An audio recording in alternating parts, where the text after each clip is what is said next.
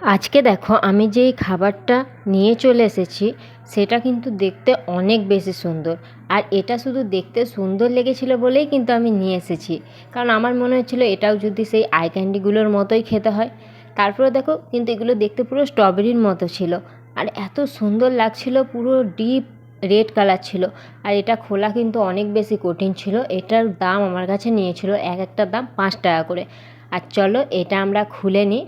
আর খোলার পরে দেখো কি সুন্দর দেখতে, আই ক্যান্ডির মতো সাদা নয়, একদম একটা পিঙ্ক পিঙ্ক টাইপের একটা খাবার। আর কত সফট দেখো, এটা নিয়ে আমি খেলা করছিলাম, এত ভালো লাগছিল আমার, এত সুন্দর এত নরম। আর এটা কিন্তু খেতেও অনেক বেশি সুন্দর ছিল। তোমরা কারা কারা এটা খেয়েছো কমেন্ট করে জানিও। আর এটার মধ্যে দেখো, দেখলেই বুঝতে পারছো এটা কতটা টেস্ট হতে পারে।